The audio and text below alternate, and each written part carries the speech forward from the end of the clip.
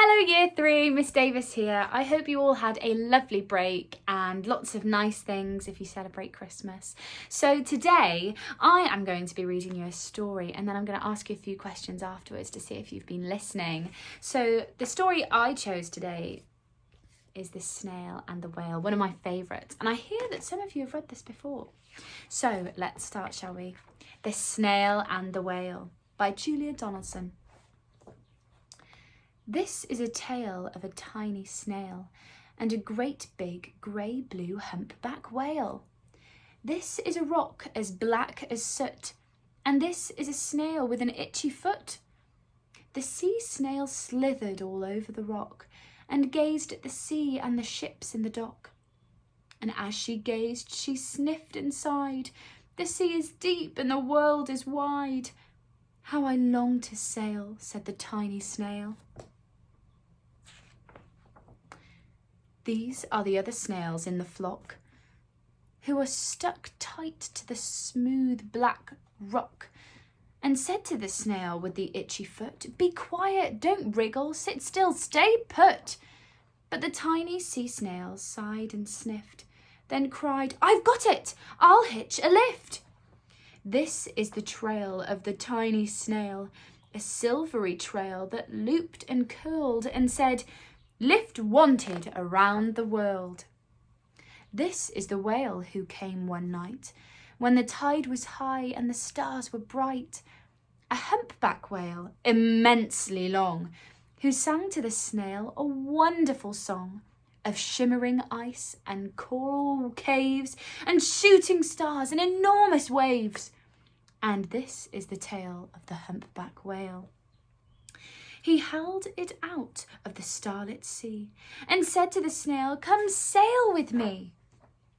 This is the sea, so wild and free, that carried the whale and the snail on his tail to towering icebergs and far-off lands, with fiery mountains and golden sands. These are the waves that arched and crashed, that foamed and frolicked and sprayed and splashed the tiny snail on the tail of the whale. These are the caves beneath the waves, where stripy fish and feathery fins and sharks with hideous toothy grins swam around the whale and the snail on his tail. This is the sky, so vast and high, sometimes sunny and blue and warm, sometimes filled with a thunderstorm, with zigzag lightning flashing and frightening the tiny snail on the tail of the whale. And she gazed at the sky, the sea and the land, the waves and the caves and the golden sand. She gazed and gazed, amazed by it all, and she said to the whale, "I feel so small." But then came the day the whale lost his way. These are the speedboats running a race, zipping and zooming all over the place, upsetting the whale with their ear-splitting roar, making him swim too close to the shore. This is the tide slipping away, and this is the whale lying beached in a bay. "Quick, off the sand, back to sea," cried the snail. "I can't move on land, I'm too big," moaned the whale. The snail felt helpless and terribly small. Then, "I've got it," she cried, and started to crawl. "I must not fail," said the tiny snail. This is the bell on the school in the bay, ringing the children in from play. This is the teacher holding her chalk, telling the class, "Sit straight, don't talk." This is the board as black as soot, and this is the snail with the itchy foot. "A snail! A snail!" The teacher turns pale. "Look," said the children, "it's leaving a trail." This is the trail of the tiny snail, the silvery trail saying, "Save the whale." These are the children running from school, fetching the firemen, digging a pool, squirting and spraying to keep the whale cool.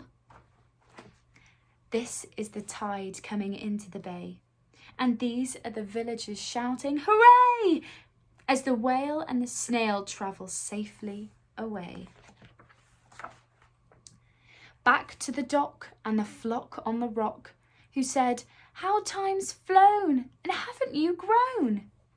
And the whale and the snail told their wonderful tale of shimmering ice and coral caves and shooting stars and enormous waves, and of how the snail, so small and frail, with her looping, curling, silvery tail, saved the life of the humpback whale. Then the humpback whale held out his tail, and on crawled snail after snail after snail. And they sang to the sea as they all set sail on the tail of the great blue humpback whale. That is one of my favourite stories ever. So I've got 3 questions for you guys. Question number 1, what did the snail want to do? What did the snail want to do?